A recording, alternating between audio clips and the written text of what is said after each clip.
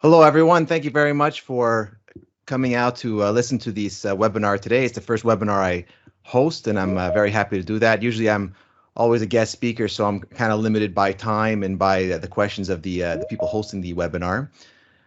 I think that it was kind of the way we started this out. I was looking to have a discussion of the current market, and I thought I'd do Ask Me Anything. It's amazing how kind of we entered into such an important period, I think, right now in the market, which we'll cover. So it kind of makes it very interesting to discuss that on the webcast today.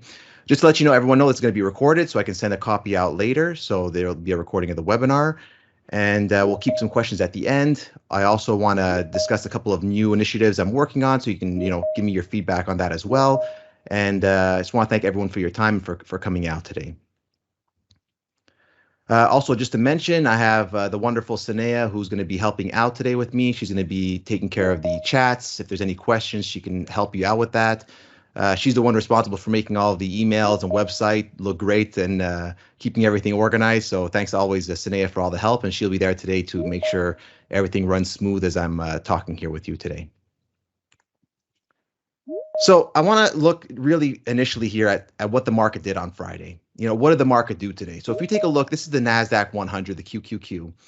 And you can see here on the day, this was up a little more than 0.5%. So, I mean, anyone on the outside looking in, I get this question all the time. I'm sure all of you that are active in the market, people will say, hey, what did the market do today? And you take a quick look at the Nasdaq 100 and say, oh, it's up 0.5%, pretty good day. But in reality, if you dig a little bit deeper, you'll see that on the Nasdaq, you only had 1,778 advancers and there was 2,905 decliners. So the average stock actually experienced much more weakness than strength. And you can look at that in a number of different ways. Another way I like to really look at it is not just an advance or a decline on the day, because to be honest, any stock can be down 10 cents or up 10 cents. It doesn't have a lot of impact. But what to me makes a lot of impact is a stock that can make new 52-week highs or new 52-week lows. I mean, that's every time a stock prints at a new high or a new low, someone's willing to pay the highest price of the past year, someone's willing to sell the lowest price of the past year. There's something significant there about it. It's not just a stock in a trading range. And if you look at the lower end of the chart here, the green bars show the new highs, the new 52-week highs for each day, and the red bars show the new 52-week lows for each day. So another interesting thing as well is as we're making all-time highs in the Nasdaq 100, we actually have quite a bit of stocks making new lows rather than new highs on the day. So I think that's pretty strange to have that kind of negative undertone to the market. And actually, if you look at the net number, there are actually more stocks making new lows than there are making new highs. So that's really a rare situation, especially when you have the market at all-time highs. Now, why does this happen? So let's just take a quick look at the Nasdaq 100 here. And I'm sure many of you are familiar with this, but just, quick, explanation for those who aren't. But sure, it's the Nasdaq 100, but the top 7 stocks represent 51% of the index. So the other 93% of the stocks can be, the other 93 stocks can be down the index. If those 7 stocks are up, decently, you're going to have an up day on the market. And so for me, at a certain point, the index itself starts to kind of lose its credibility in terms of predicting the direction of the average stock out there. I mean, it's great if you're a pension fund and you have a lot of Microsoft and Apple and they're a big weighting in your portfolio. It's going to be a great representation. However, for most people who are looking at the Nasdaq 100 for guidance, the Nasdaq 100 is not going to really help you understand what your average stock is doing, what your average stock is experiencing, and whether you're doing well or not versus the market. I mean, this leads to those frustrating days where you have a sea of red on your watch list if you're looking at, mid cap or smaller, whereas you see the market charging ahead and the Nasdaq 100 is really flying higher, and you're saying, well, what's going on here? Well, I mean, sometimes it's not your fault if you're not owning some of that big tech, and this is all big tech related: Apple, Microsoft, Amazon, Nvidia, Google, Facebook, and Tesla. I guess I don't know if it's a car maker or a tech company. I guess the argument is always out there. It's one of those never-ending arguments. But that's really what's causing that frustration. And that's really evident also if you look at the number of stocks above the 200-day moving average. So here in the upper panel, we can see the Nasdaq 100, which has been kind of running higher and higher and higher. And looking at the number of stocks above the 200-day, you can see here recently in February, we had over 90% of stocks on the Nasdaq 100 trading above their 200-day moving average. And I'm sure if you poll anybody and you say, how did you feel in, at end of January, early February, everyone's going to say, wow, that was the the best market I'd ever seen. That's because everything was going up.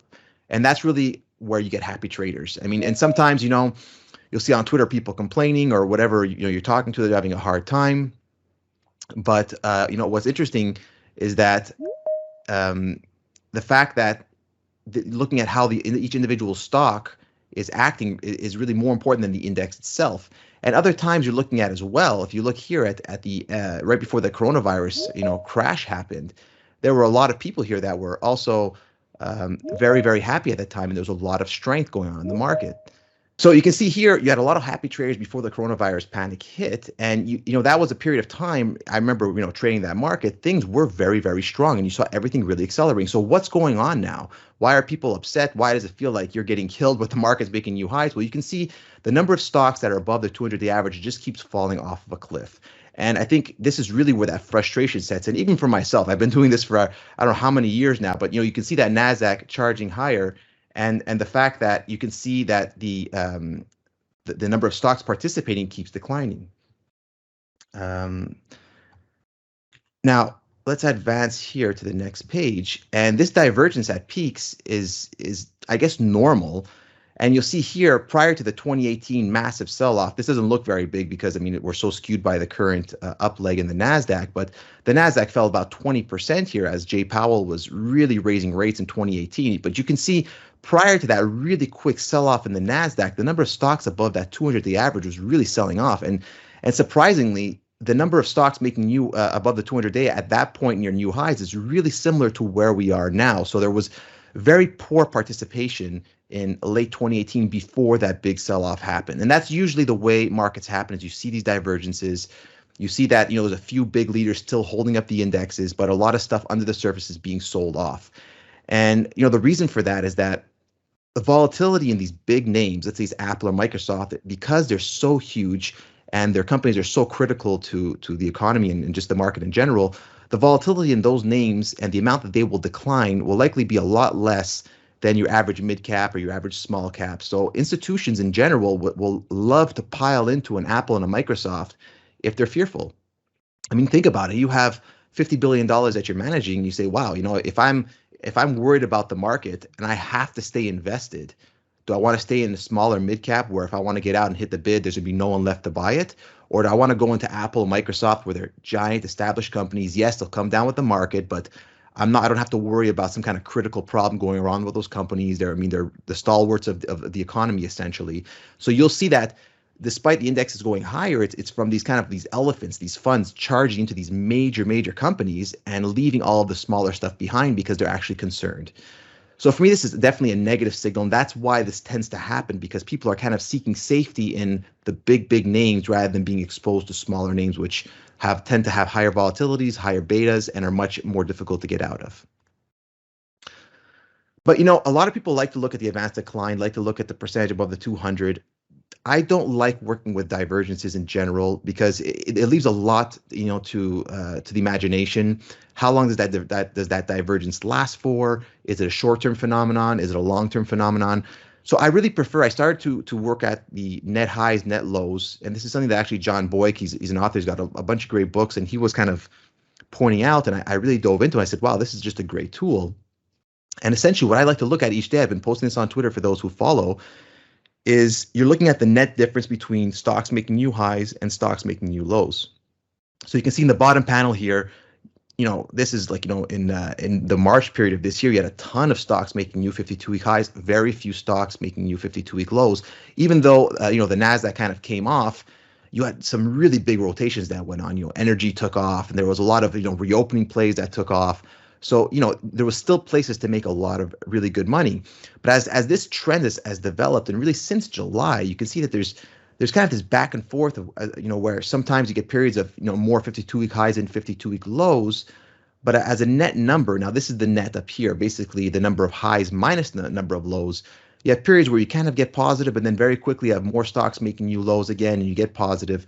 And that's really showing that there's this kind of a weakness going on underneath the surface, and that the breadth, the amount of strength inside the market itself is not as strong as it was earlier in the market. And some people kind of pointed out to me on Twitter saying, but at a point in time where we had a lot of net new lows, those were great buying points. And yeah, that's the way this kind of worked out in this uptrend. But the point of this tool is not to pinpoint a high or low. Now, if you're, trying to pinpoint highs and lows with the market itself, and then after that, left, and after that, you're also trying to figure out the timing of your individual stocks. You're going to be so confused. You won't know, am I buying based on a market signal? Am I buying based on a stock signal? What's really important, I think, is that you have kind of a green light, red light type system. And really what this is showing you is just showing a factual understanding of what the underlying conditions are in the marketplace.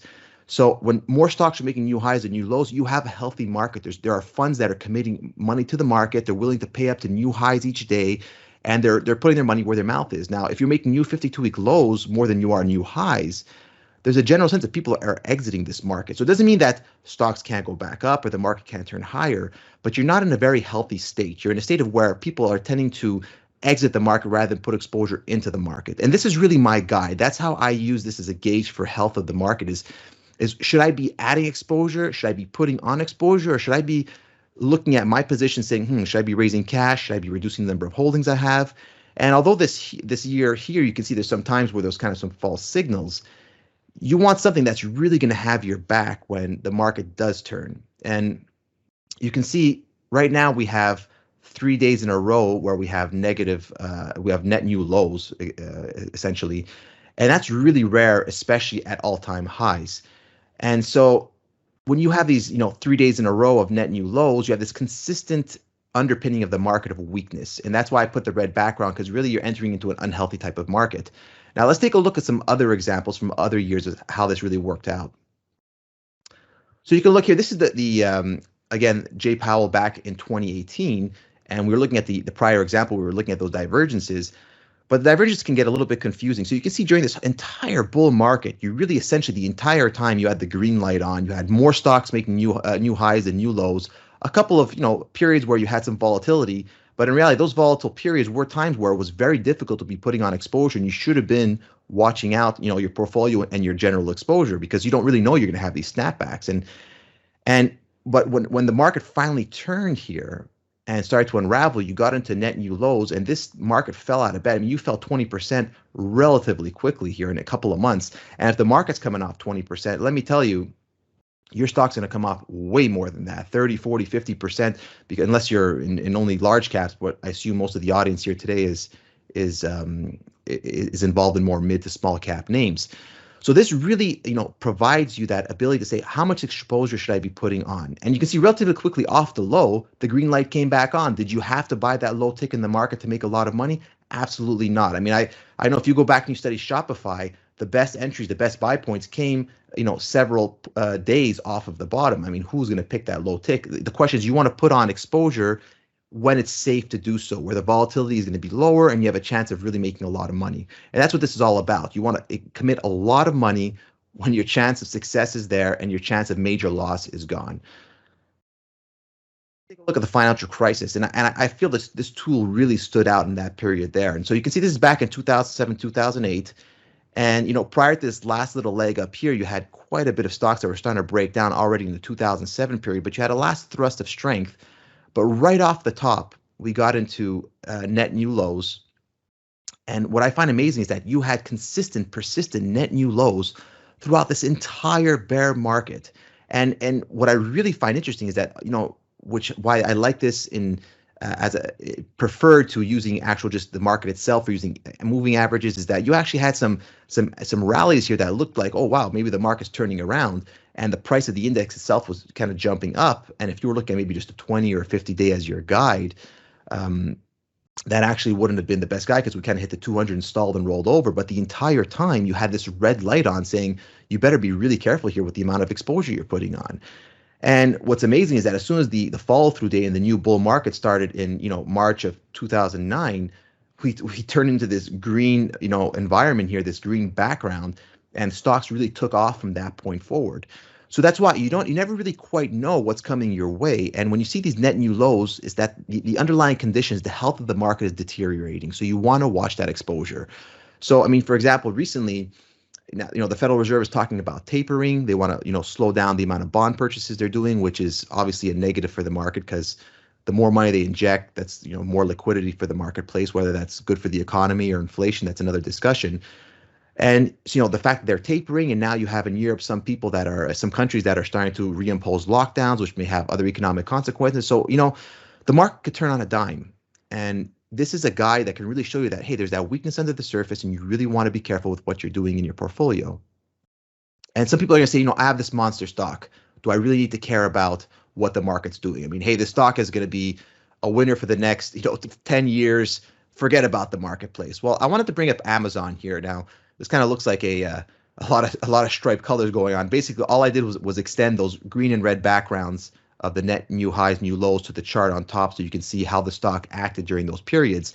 And this is Amazon, which is one of the top 3 biggest companies in the world right now.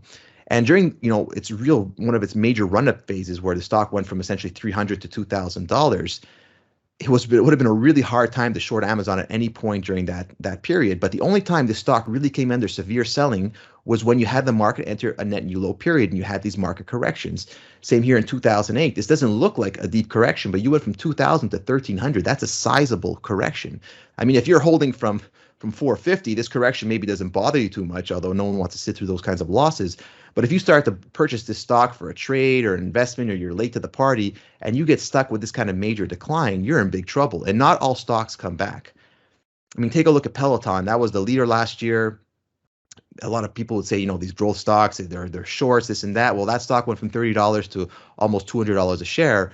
And anyone who argued that it was an exercise bike with an iPad on top got run over in the bull market. Well, now it's the opposite. Anyone who was arguing that this is the best workout and people are going to pay a ton of money for these bikes, well, now they're in big trouble because the stock has pretty much cratered from its peaks to where it was almost where COVID started. So you really want to be careful with your stocks, because you never know. Everyone looks back at, if I would have just bought Apple, or I would have just bought Amazon. But there are so many stocks that don't make it along the way. I mean, I'm Canadian. BlackBerry was the king of smartphones, and along came Apple, and BlackBerry is just in the dumps, and I don't see that ever coming back. I mean, Apple's the king, at least unless someone else comes around and invents a better phone or experience. So you really want to see that the market itself will have a major impact even on these incredibly powerful companies. Now, if that has an impact like this on these incredibly powerful companies, what is the impact going to be on a stock that's already struggling, or a company that's already not executing very well? They're going to get decimated. Again, Netflix. Look at this Netflix run from 2009 all the way to 2012.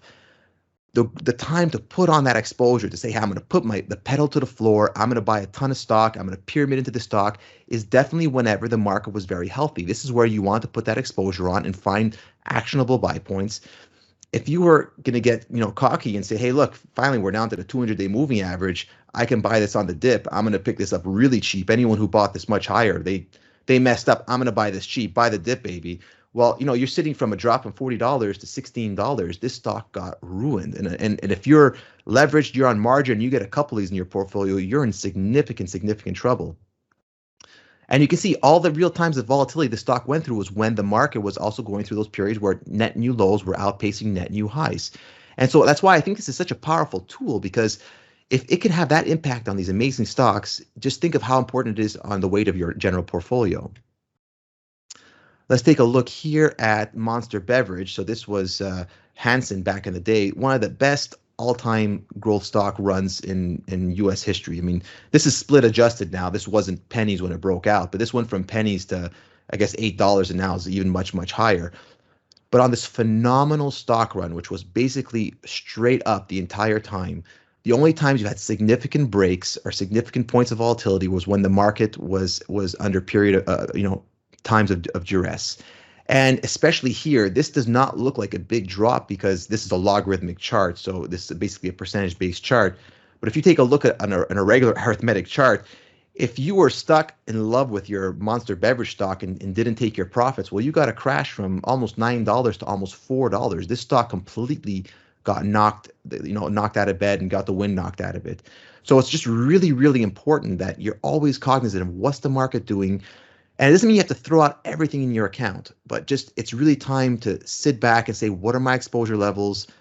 What am I willing to sit through? And what can I survive if things start to get ugly, because you don't really know what's around the corner. Did we know that the S&P was going to fall almost 40% in February, March of last year? We didn't, and no one can predict. So when the market itself is telling you I'm deteriorating, I think that's a time you really have to pay attention.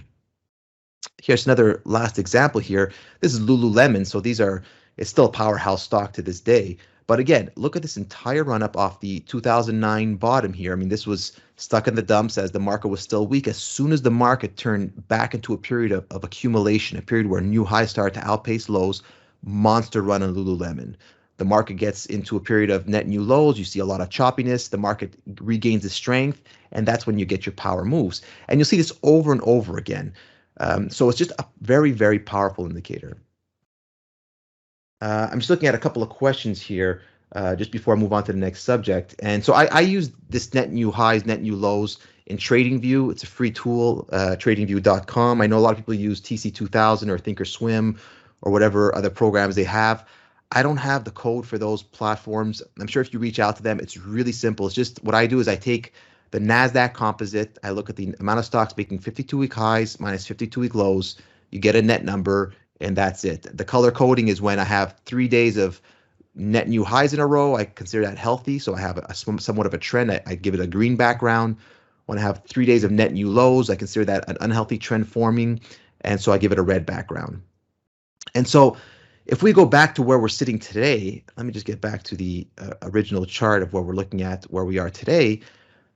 We're starting to flash this 3 days in a row of net new lows. So, and we're seeing at all-time highs, and we know the breadth within the market is deteriorating. So again, sure, these past periods here, you say, wow, like if I would have sold right here, the market turned around and I missed on this major up move. It's not about pinpointing a market bottom or a market top. It's about, is it time to put exposure on out there? Should I be concentrated? Should I be leveraged? Or should I be cautious? I mean, and if you look, sure, maybe you missed a low tick, but you could have started putting on exposure anyways very soon off the bottom to have exposure on this leg up. And so really it's a matter of understanding where you are in the market cycle and when you want to be cautious. And so at this moment in time, I just recently put on Twitter on Friday that the red flag is up. We're definitely in a caution mode here. Does it mean that you have to throw everything out? No, but it means there's something wrong underneath the surface. Can we turn around to have net new highs again this week? Absolutely. And you can at that point make a judgment call on whether you want to start putting exposure back on, but there's something wrong. It's something you have to understand, you have to realize, and it's really a factual observation. And I know people tend to like to kind of like argue, saying like, oh, well, it doesn't work. It's a factual observation. I'm not saying the market's heading lower. I'm not saying the market's heading higher. The fact is there's more stocks breaking down than breaking out, and that's happening with the Nasdaq at all-time highs. So I think that's really powerful. And the reason I use the Nasdaq composite rather than the Nasdaq 100 is it's just there's a lot more depth, a lot more breadth. The Nasdaq 100 is still going to be weighted to just large caps.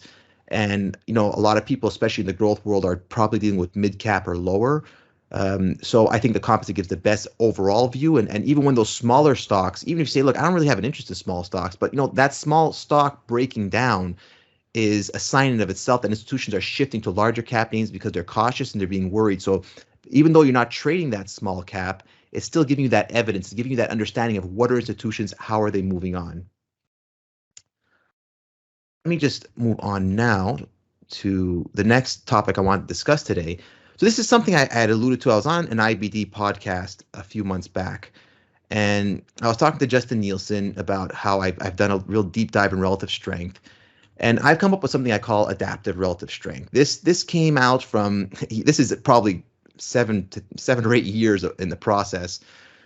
And, I was primarily focused on the gold market when I was, market maker and pro trader in Canada. Those are a lot of the stocks I had responsibility for and where a lot of our focus just as our trading desk was because, Canada has a lot of weight there.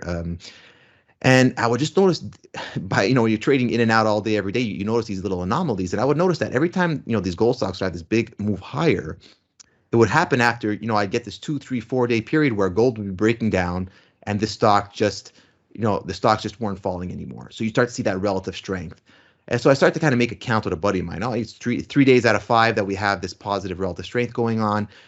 And then we start to notice, like, we can't just like look at if gold's down 1%, is, the stock's down 1%. That's actually the stock doing well, because these small junior gold stocks, they'll move 2, 3, 4, 5 times what gold is doing. Similar to the Nasdaq. If the Nasdaq's up 1%, if you're in Silvergate or some kind of growth stock, if the Nasdaq's up 1%, if your stock's acting well that day, you're going to be up 2, 3, 4, 5% if you're acting well. I mean, if the Nasdaq's up 1% and your growth stock's up 1%, it's actually doing pretty poorly. So, you have to kind of adapt the volatility of your stock. So if your stock's extremely volatile, if whenever the Nasdaq's up 1%, your stock is typically up 3%, then that stock's volatility is really 3 times the Nasdaq. So if on another day the Nasdaq's up 1% and your stock's up only 1.5%, that stock actually underperformed the market that day. It should have been up quite a bit more.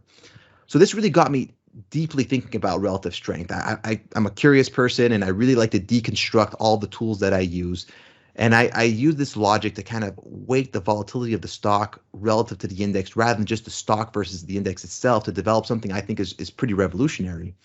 So if you look at how, finding monsters with relative strength, if you read William O'Neill, if you read really anybody, Mark Minervini, any popular book, if you've taken my course, I talk about relative strength, how important it really is, and it's so important. But there's really 2 main ways that people do that, is either on a percentile basis.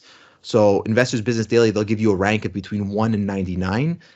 So, it's great because it's really simple. It's great for scans, but there's no compensation for volatility. All the ranking does is it looks, how did this stock act in the past year, the past 12 months versus the index. So if this stock, versus all of the stocks in the universe. So if this stock is up 200%, and that is the most that any stock has been up in the past 12 months, and this is going to have a 99 rating. It's outperforming 99% of the stocks.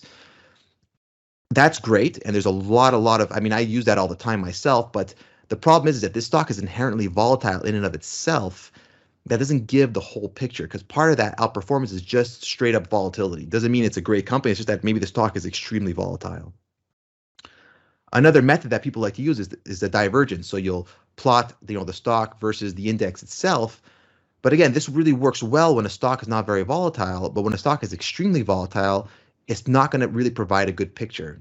And so the adaptive way that I do it is really, I think it's easy to visualize. You can compare stocks with different inherent volatilities, and it really allows you to have a lot more control of understanding the relative strength for your stock. So let's take a look at a couple examples. So this is really what I call, the RS failure. So this is Riot Blockchain. It's a kind of a cryptocurrency play. This has a 98 relative strength rating. So if you're just running your scans and you're looking at this stock, you say, wow, the stock's outperforming 98% of the stocks out there. Fantastic. But this stock is 54% off its 52-week high. I would hardly call this a leader if you're 54% off of your 52-week high. Now, why is it still 98%, RS rating? Well, over the past 12 months, it had a significant move. An incredible move. So although you've kind of crashed since then, and it's lost its leadership status, I would argue, it's still sporting a 98 RS. Now, this is a stock that is just insanely volatile. Look at these swings. You went from $3 to, I think, almost $40. You crashed to pennies. You went to $60. The volatility of the stock alone is skewing the validity of the RS rating. And so not that it's not effective. It's a great tool. I use the RS rating all the time in my work, but there's a flaw to it. And this is where it can come up when the stocks are extremely volatile. And a lot of the growth stocks that we do work with tend to be very volatile. This is, the RS line. I want to show this is how the RS line is supposed to work. So this is Bank of America here in black, and down here is the relative strength line versus the S&P 500. So you can see here, if we look at the 2 points, point A and point B, Bank of America had climbed over that period of time, from October of 2005 to April of 2007. You're actually higher over that period of time, but the relative strength line is in the same place. You can actually see that the relative strength completely deteriorating here as Bank of America actually moved up. And you can see it even here again in late 2007 as the financial crisis started to take hold. Bank of America had a little bit of a rally. You made higher highs. The RS line was falling off of a cliff. So this is really how the relative strength line is supposed to help you. The problem is, and I did a lot of work with this, especially when I was doing my CMT, which is the Chartered Market Technician designation, which is really focused on technical analysis. And I noticed this works great with stocks that have a volatility similar to the S&P 500, or maybe only a little bit more. But when you start to move on to companies that are very volatile, I've noticed the RS line provides almost no use to you. So let's take a look at Zoom.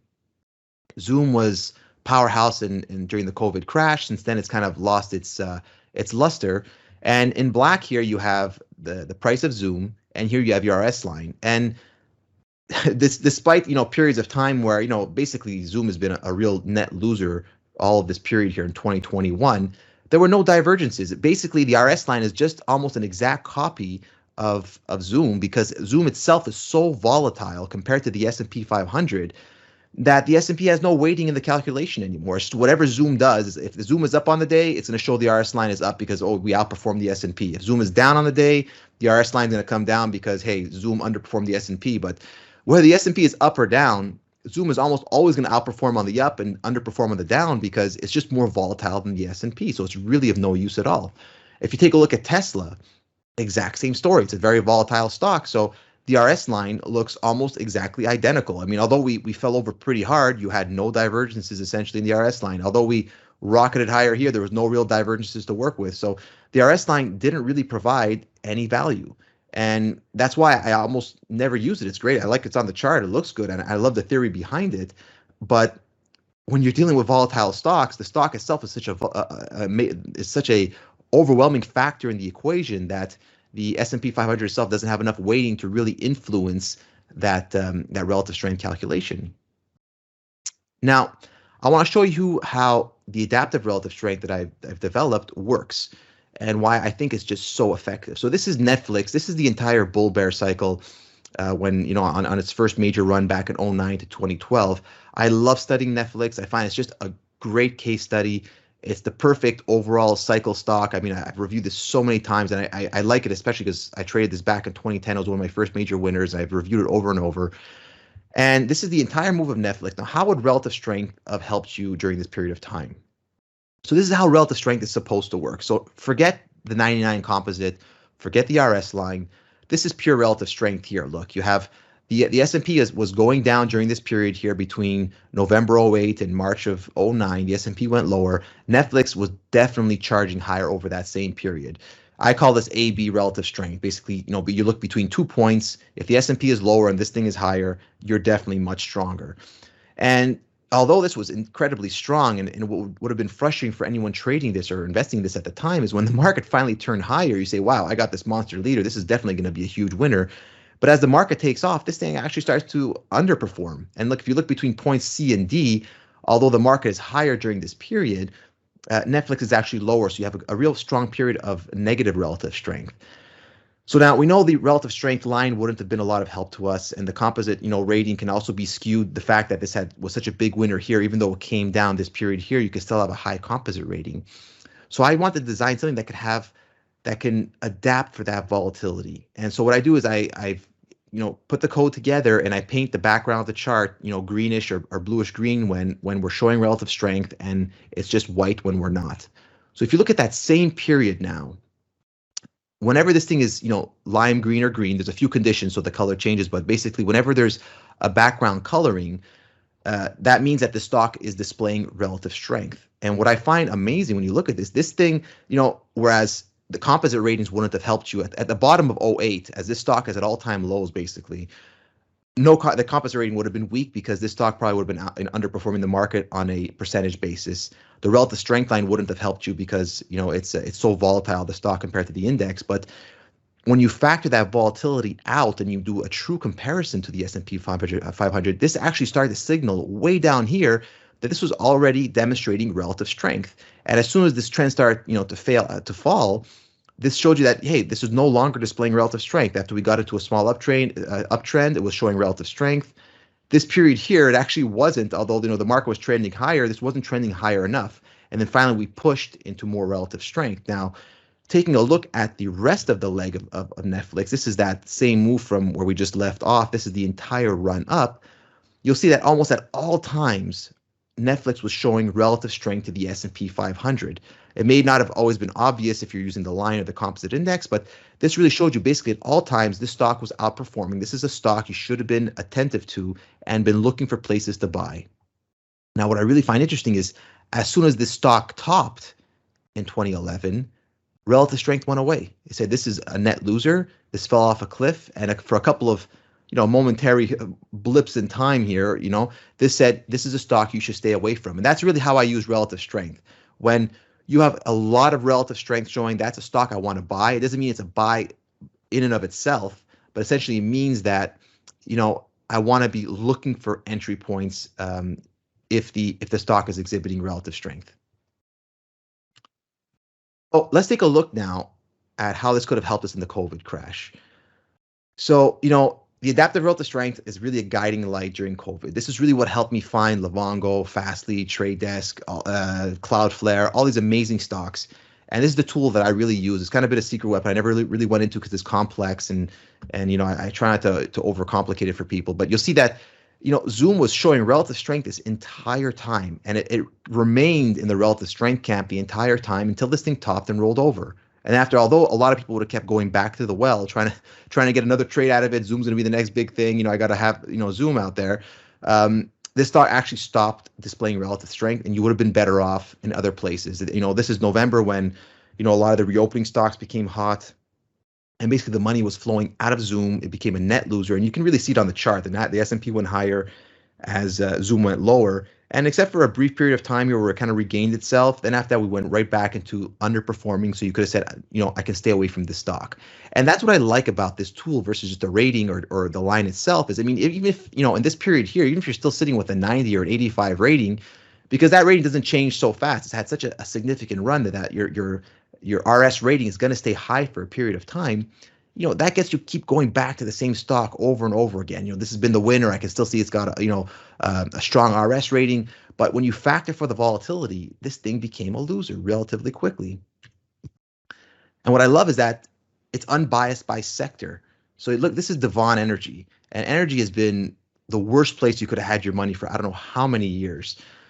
And you can see, even though this jumped off of the lows here, this is the coronavirus crash here. Although this came off of the lows, it didn't come off strong enough to display relative strength. And this was a significant bounce. You went from $4 to $16, but because the stock was so inherently volatile, it wasn't showing relative strength. It was just a reflex bounce. And you see the stock kind of went to sleep after that.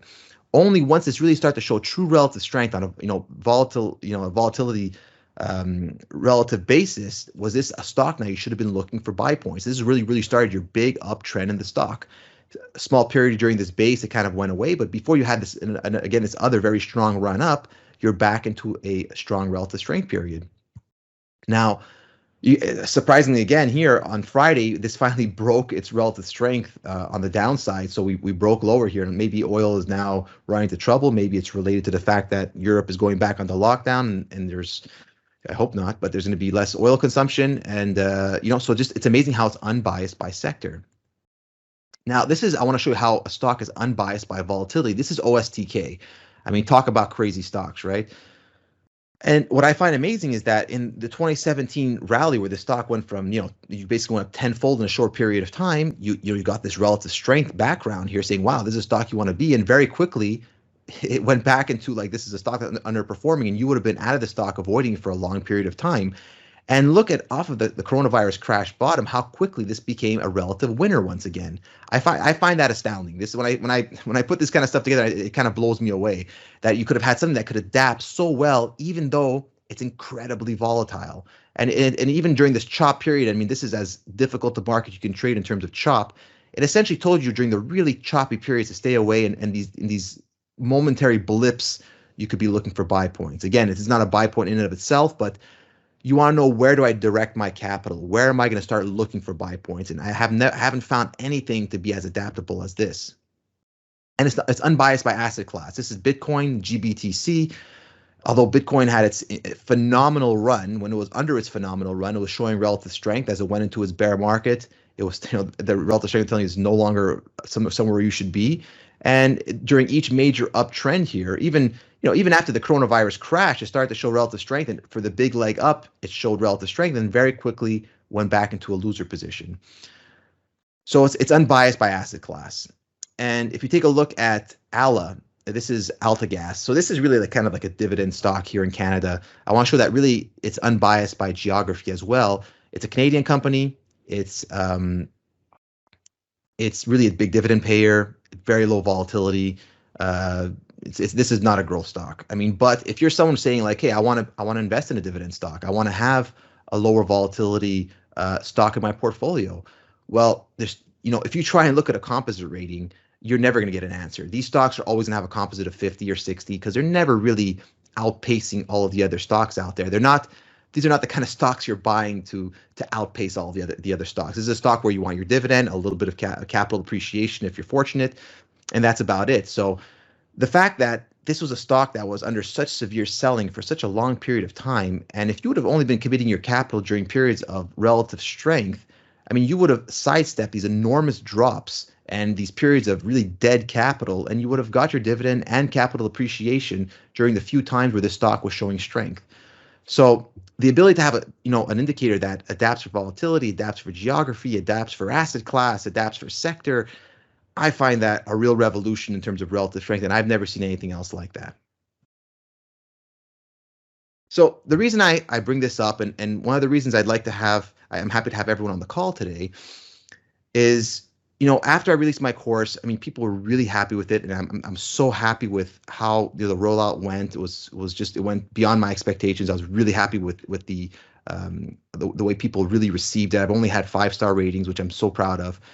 And a lot of people have reached out to me to have some kind of a product where they can kind of like stay in contact with me on a real-time basis. I've never really wanted to do anything like this because I'm just always really so focused on trading myself. But some people really said it would really help them with their investing. They're really trying to get, become better investors. And there's a lot of junk out there, which is just kind of spewing nonstop buy and sell signals.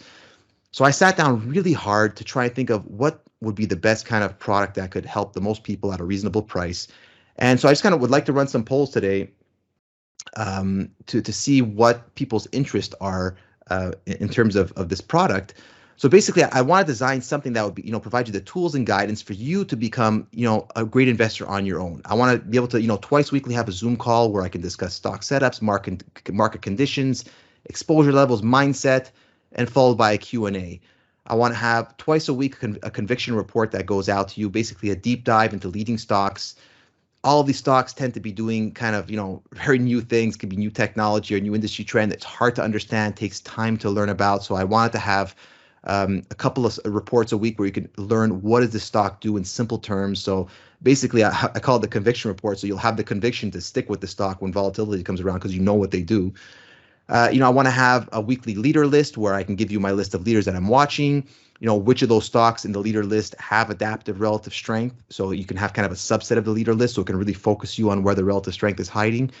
And each day I want to have a very quick daily market update, just a chart, like I've been providing on Twitter, kind of what went on and the top gainers, top losers in this leader list.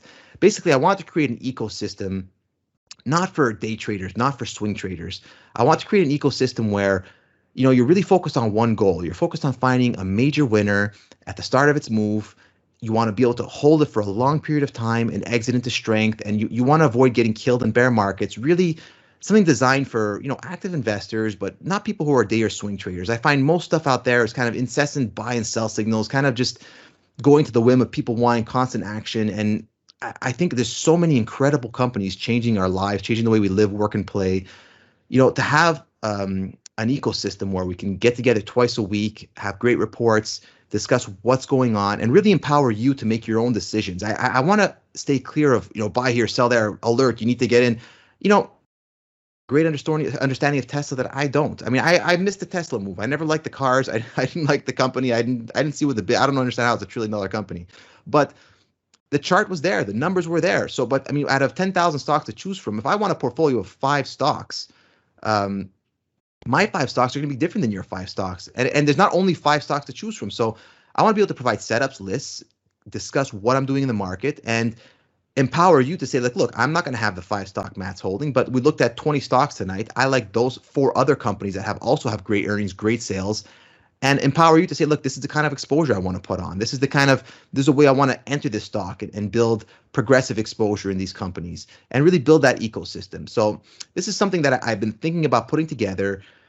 It's going to take a lot of work out of me. And with the 2 small boys, I've been hesitant, but I've had a lot of people asking. So today I really want to kind of put a poll out there to see if people are interested. So Sanea, I don't know if can you put a poll in the chat for everyone to maybe answer there? Perfect. So if I just want to get an idea of what your interest is in, if enough people like this and I see there's demand, I think capitalism is the best invention in human history, pretty much, maybe after fire. So I mean, if people like it, if people want it, I'm glad to work on it. If this is something that I'm annoying people with, I'll just go back to my individual tweets.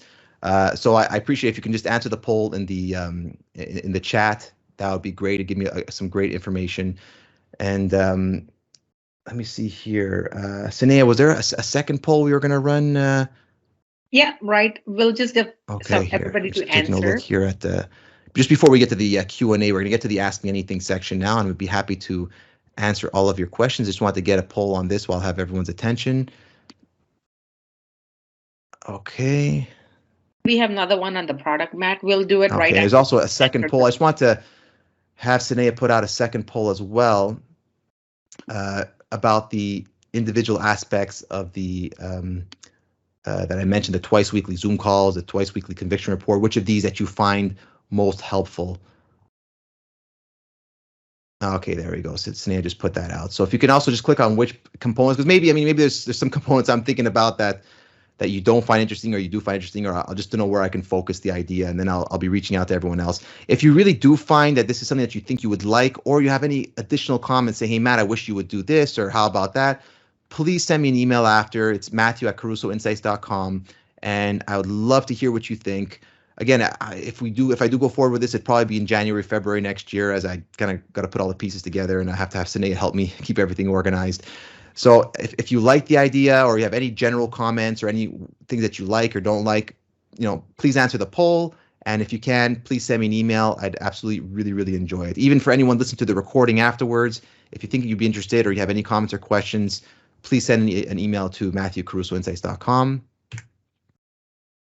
And just before we get to the Q&A, I want to thank everyone for coming today. I've been receiving quite a few questions of people if there's going to be a Black Friday sale, and I'm always transparent. I can't be planning a sale and having people buy a full price if I plan on having a sale. So I thought I'd let everyone know today and actually offer early Black Friday to everyone. If you want to buy the course, I cover a ton of stuff in the course, from mindset to position building, and if you can check out the testimonials, you'll see how much people really enjoyed it. There's the promo code BF 2021, Black Friday 2021, and if you put that in the promo code, that'll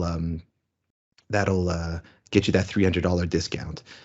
So I'll just go over a few questions. I guess we can kind of get into some different questions here. There's one by John, who runs the Boston IBD meetup group here. The question was, he said, context, the market indexes are getting hit, but under the surface, the breadth indicators show that's very concerning. My research shows that the advanced decline line can peak anywhere from 3 to 9 months before a market top. If you have good size and full positions and a good cushion, 30 to 40%, what would you need to see from here to get much more defensive and start more offensive selling? Well, the way I approach this, so it's never a black and white, is the way I approach the market, so you can have a fantastic stock. I mean, if you bought Amazon in 2011 and you sold it somewhere along the way because of market correction, I mean, you're absolutely kicking yourself right now.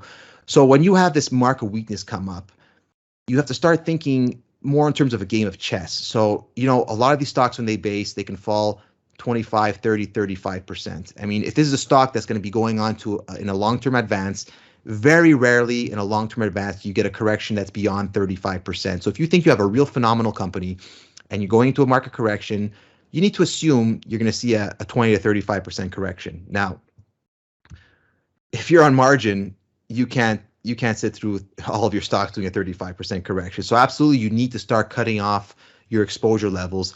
And when I see that, the market breaking down like this internally, I almost automatically get into somewhat of a cash position, even if it's 20, 30%, just to know that I have that cash position allows me to react if things do come down, or I can deploy it right away. But really, I go down to the point where you want to look at your portfolio. Which stocks do you have enough of a cushion on that you can sit through a 20 to 30% correction? If we see this kind of market weakness and your best stock has only a 10% cushion, well, you're not going to be able to sit through a market correction. If that's the case, I'd lock in the majority of my gains, maybe keep a little bit of exposure in case the market signal is incorrect. But really, you want to be only holding on to stocks that you have a cushion you can sit through.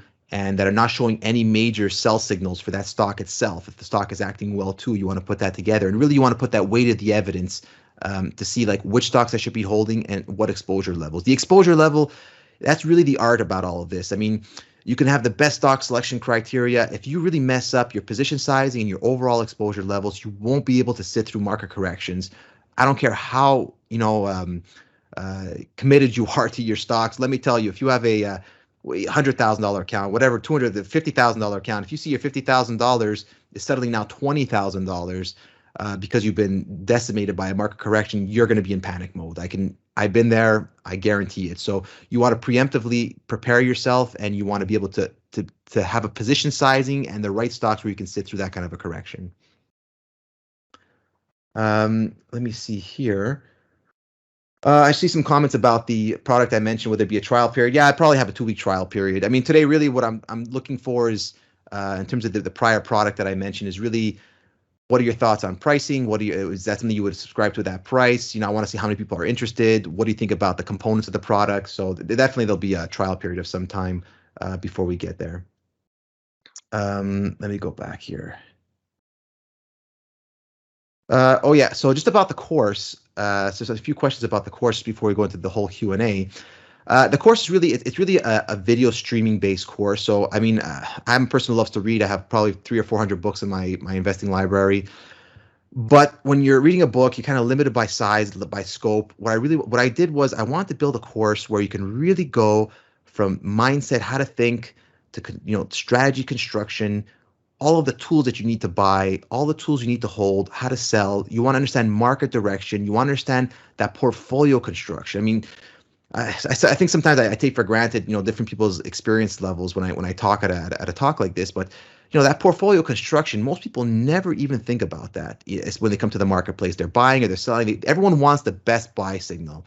But let me tell you, if you have the wrong money management skills, if you have the wrong portfolio management skills, the buy signals are going to do absolutely nothing for you. I mean, most people who their biggest gainers tend to be their smallest positions, and their biggest losers tend to be their biggest positions, and they have everything backwards. And so really, you need a cohesive system where everything works together. I think the real strength of the course, and I think what people really liked about it, is that it really ties everything together. And so one of the frustrations I had over the years is, you read this book, it says one thing, you read that book, it says another thing. And at the end of the day, you say, well, how does this work together? I read a book by Bill O'Neill talking about finding growth stocks. Then I read a technical analysis book about Bollinger Bands where I have to sell into the Bollinger Band, and I'm all confused, right? And I mean, I've been there. I mean, I remember, I read everything I could read. If you sold a book between 2000 and 2010 or prior, I bought your book. I read everything, and it doesn't seamlessly fit together.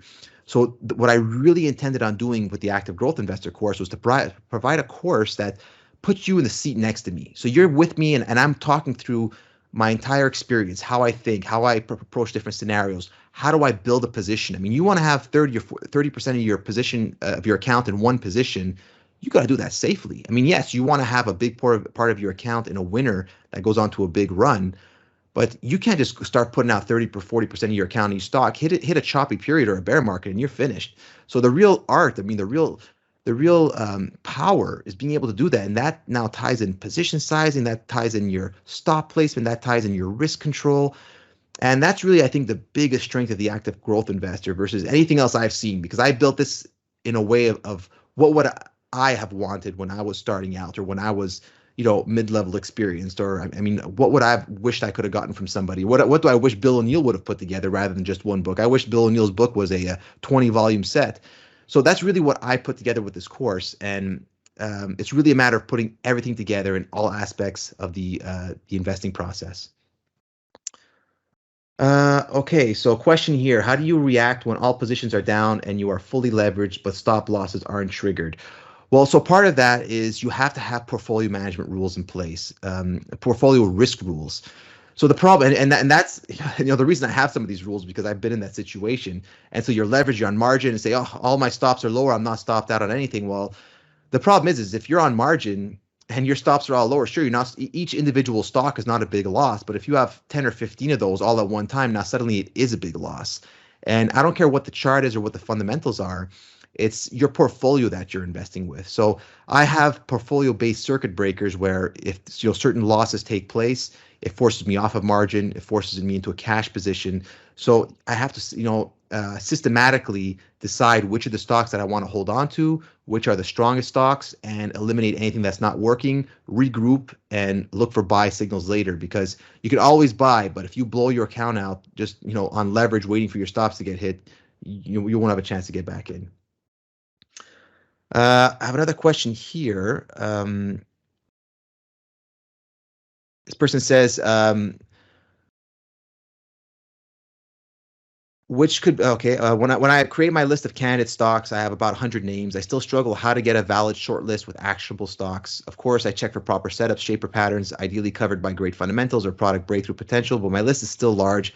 How do you handle this last cut down, which should potentially bring you down to a reasonable number of stocks?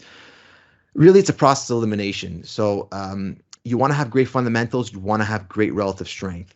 This is where like the RS ranking tool that Investor Business Daily puts out is so powerful, because if I have to cut down stocks, I want to do it in a systematic way. I want to have those stocks that are of a high relative strength rating. So all of the variables that you build out in your scans, and again, we cover scanning as well in the course. It's an integral part of the question. This is someone who took the course that asked this question. All you have to do is you have to tighten all of your parameters. So, I mean, in investing, bigger, especially with growth stocks, bigger tends to be better. So if you have more relative strength, that's a positive. If you have higher earnings, that's a positive. If you have higher sales, that's a positive. So really, you want to basically keep tightening your criteria until you're left with just the best of the best in your hands. If you feel I'm comfortable with having 100 stocks, which then I just scan through them. I look for proper chart setups, and that's my own personal way of filtering through. But if you don't like doing it that way, just keep tightening your criteria to the point where you'll systematically get down to a point where you only have 20 stocks to work with. I have a question here about the Mcclelland Summation Index. He says a lot of momentum traders I see use it. Do you also use it? I know there's Scotland, he's a great trader on Twitter, and we chat pretty often. He uses it all the time, and I do watch it. I do take a look at it. I use it as a secondary tool. The problem is that if you don't want to have too many tools for market direction. So if you have too many things overlapping, you get confused. One's a positive, one's a negative. At the end of the day, your individual stocks are really what count most with their price action. So you want to have a really simple tool that can tell you you should be putting exposure on or off. And then after, sure. I mean, if let's say the market's making net new highs, and we have a very oversold Mcclelland, I mean, this is the best of both worlds, right? So you have basically the market overall is healthy, short-term oversold. That's when you want to put the pedal to the metal and really look for great exposure levels. So I use it in that capacity. I don't teach it in the course because that's something I suffered with in the past. Especially I love doing the CMT program. It was a extreme deep dive in technical analysis like nothing else. But if you have 50 indicators in front of you, I mean, let me tell you, you're not going to be able to, you won't be able to do anything. It's the information overload. So you kind of want to systematically dial down all of your tools to have one tool for one specific purpose. It gives me this information, that I can use in this capacity. And that allows you to act quickly and act sincerely and with confidence. And that's really important. If you don't have confidence in your actions, you're never going to be able to adapt on time. You're going to sell too late. You're going to buy. You're going to sell. You're going to buy too late, sell too late, and you're going to have just a series of mistakes. So really, you need to be able to react quickly, and do that. You can't have too many indicators. Let's see what else here.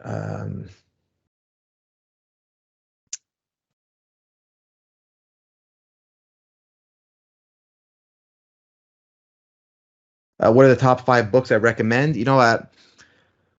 I tend to obviously I think the best book you can read is How to Make Money in Stocks by William O'Neill. I wouldn't have had this course. I wouldn't be doing all this if I wouldn't have read his book about 20 years ago. I think he's a legend. I think he's a better investor than Warren Buffett. Only Warren Buffett has the added strength of not selling his stock, so he doesn't have this tax bill that you're constantly paying. So I think in my opinion, in terms of pure stock picking ability, I'd give Bill the first place prize. Beyond Bill O'Neill, I think Remnants to Stock Operator is great. It's more of a storybook. I think it puts anyone who's had experience investing, if you read this book, the story of Jesse Livermore becomes more and more powerful over time. Whenever I'm in drawdown, I go back to reading that book, and you can, the emotions that he's going through. So much of investing is mindset. All of my mistakes, whenever I make mistakes, It's always mindset. Either I get too confident or I'm too worried, and the system it works. It's there. What I'm talking about, other people have spoken about in different capacities. Maybe I put it together differently, and I have some of my own spices that I put on it. Um, but like they say, there's nothing new in the stock market. The names change, the pockets change, but the market stays the same. I really believe that. And the story of Jesse Livermore, every time I get to the end of that book was written in 1927, pretty much the peak of his career, and you become really connected with the character over the book. I swear I feel down the dumps for a couple of days after I read that book, because I know in 1940 he unfortunately commits suicide. And Jesse Livermore, he's an incredible stock investor. All the stories he talks about, he goes into amazing detail. A lot of his tactics I used, even when I was making markets. I mean, there's some stuff he talks about, the different intricacies of how he put on shorts or put on buys that I've used in my own work. And his emotion comes through. He goes bankrupt 8 times in his career, and he keeps coming back to making even more money. But I think there's a secret message in that book that no one intended to write, was that you can make all the money in the world, but if your personal life is a mess, or your risk control is not in place, it's still going to end messy. I mean, he made $100 million back in 1929. I don't know what inflation adjusted what that is, but it didn't matter, because 10 years later he wasn't here anymore, and he definitely wasn't a happy person. So I also cover that in the course, and so few people talk about that. I think myself, trading for a living, it's all I've ever done. Out of university, I've only ever lived off of trading. This course is the first thing I've ever done where I made $1 that wasn't taken out of the market. And the emotions that you go through are, I think, unlike any other profession. Even if you have a small business, your small business isn't moving so dramatically day to day. So that impact on you, that mindset, that how to deal with a losing streak, how to work with all of that is just so crucial. I mean, I've seen professional traders I know kind of break down, more private talking together, and it can be really tough. It can be really difficult on you. And that's part of why I want to do the new product as well, because I was talking with Oliver Kell, actually. We were speaking, and he had his product. We were just talking about things, and I was mentioning that I didn't want to do the course, and time wise, it took a lot of time out of me. And he's saying, he's like, Matt, but you probably changed some people's lives taking that course, and that really resonated with me. And if you can help some people like kind of do better in the market, be confident, or have less sleepless nights, because I've had my share of sleepless nights, and let me tell you, I think that's what that other product would be for. Sorry, so other books. I mean, I went on a big tangent. I would definitely get a good candlestick book. I like the books by Stephen Bigelow. He's got some great candlestick stuff. I like. I think Ray Dalio is the man. I would check his. He has a video series for free actually on YouTube. How the economic engine works. You should check. It's a 30-minute video. It's better than It's better. It has more. I learned more in that 30-minute video than I did in my 3 years of economics in university. Also, the Nicholas Darvis book is great. I think a good technical analysis book that covers everything, either by John Murphy or Charles Kirkpatrick, is a very good book to read. Also, the book by Winning on Wall Street by Martin Zweig is a great book to understand the Federal Reserve. Really powerful. What do you think about moving average crossovers as a signal? Yeah, so what do you think about moving average crossovers as a signal? That's fine. I mean, there's room for it. I don't like it in this capacity, because these growth stocks, when they top and they turn down, it's the stairs up, elevator down. So by the time those averages can cross, you can be out 40-50%. So I don't really use it in that capacity. Maybe if you want to use it in terms of having it as a filter, you want to have the 50-day above the 200-day to take buy signals. I think that's valid. To wait to sell for a moving average crossover on the downside, it's not my preferred way. And again, I always try and avoid talking negatively about anyone else who invests or any other methods, because I've seen people make money all kinds of ways in the market. When I used to trade on the desk, we would be day trading the same stocks, myself and a couple other buddies, and we talk at the end of the day. We'd kind of go over the game tape, and I say, I made money buying off the open. Another guy says, well, I sold it by midday. And midday, a buddy of mine went short, and someone else bought it into the close. So we all had our completely different ways of trading. We all made money on the same stock that day. So I mean, if the system works for you, great. I think one of the strengths about the Active Growth Investor course that I put together is that I really explain why I do everything, what the purpose is behind every tool, how I use that tool, why I use that tool that way. And the reason I did that is that, I want to empower people that, hey, if you have a different tool in mind. At least understand how it's being used, how it's working as part of the rest of the system, because it could be the best tool in the world. If it doesn't work with the rest of your system, you're not going to make any money with it. Okay. So here I see a question here. Can you please add an additional session on adaptive relative strength in the course?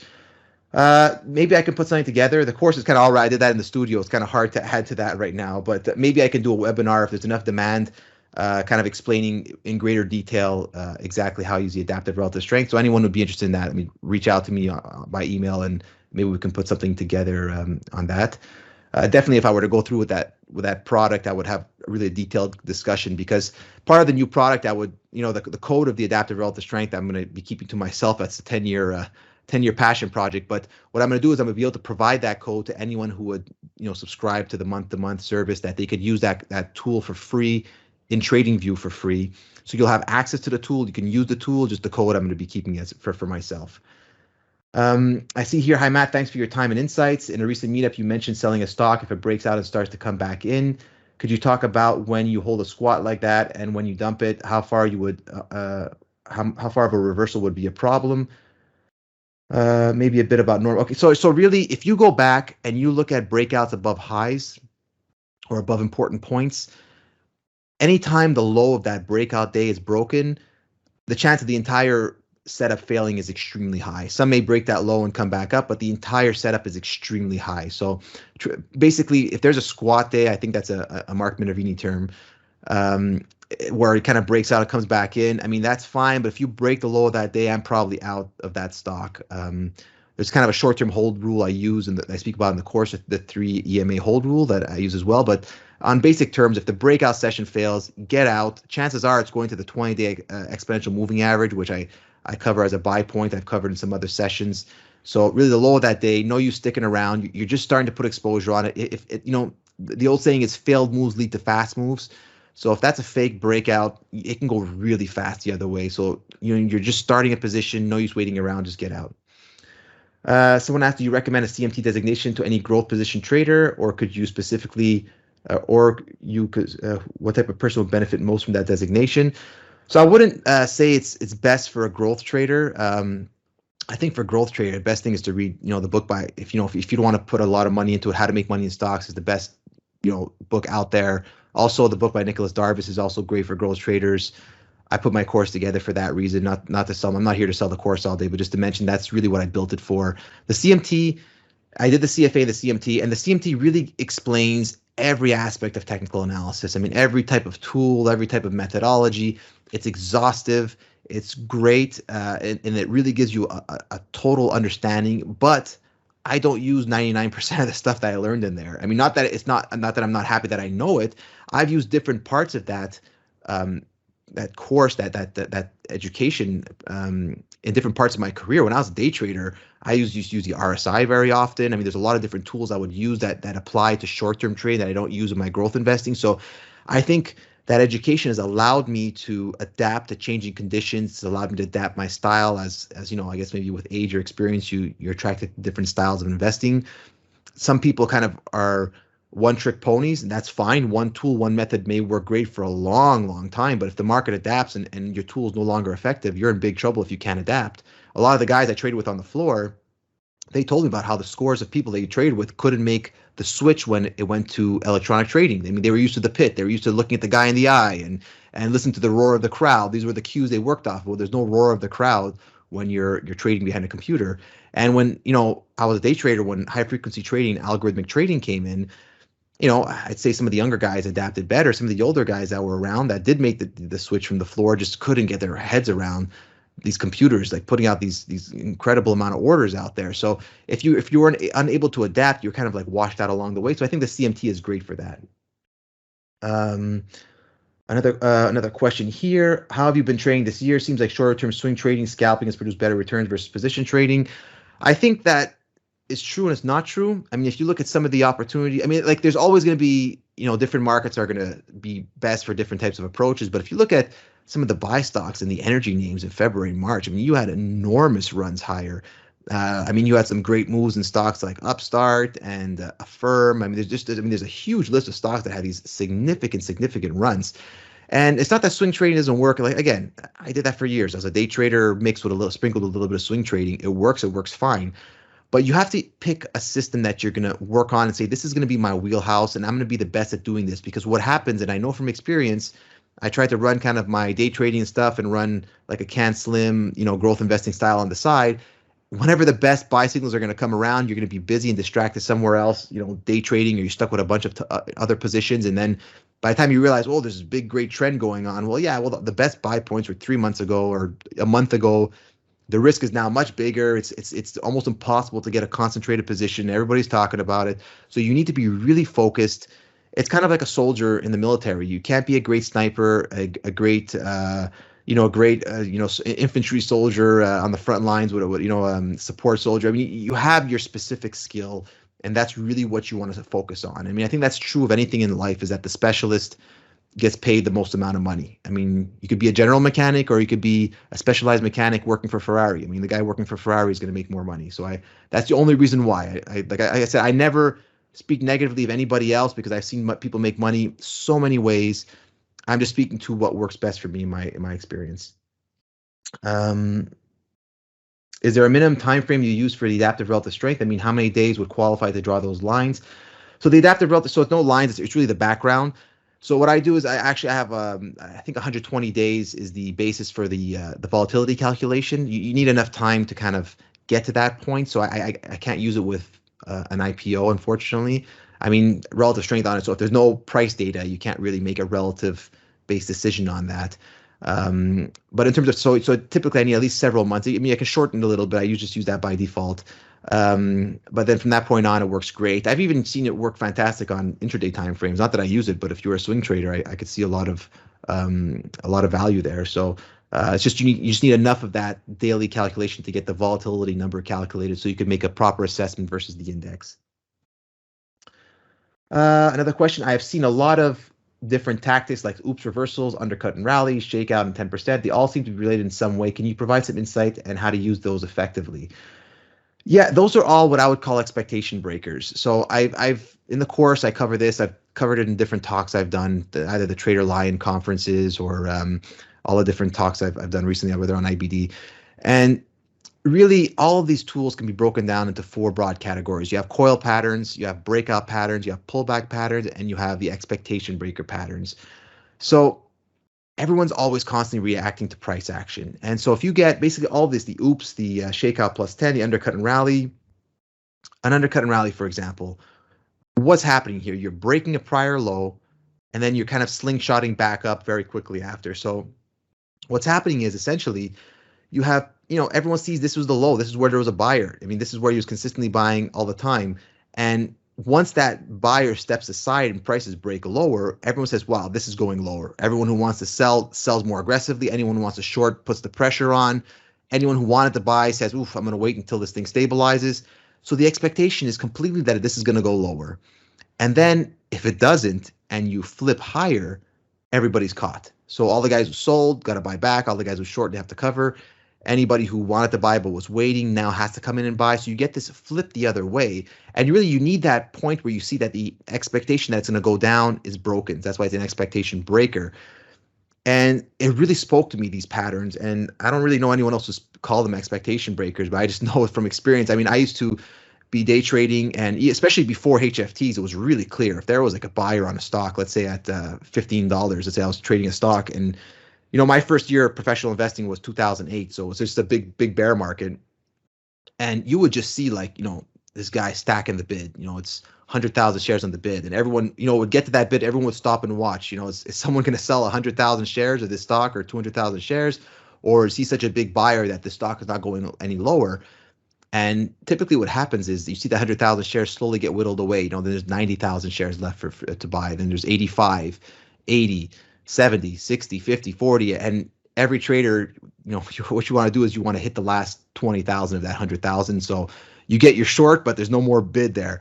So, we would punch that bid, and you're expecting okay, now I got to put my bids into cover. And if you can't cover, and suddenly, wow, he comes back with another bang, another 200,000 shares in the bid, you say, oh boy, I just shorted 30,000 shares, and he's back to buy another 200,000. I don't know how much more he has to buy.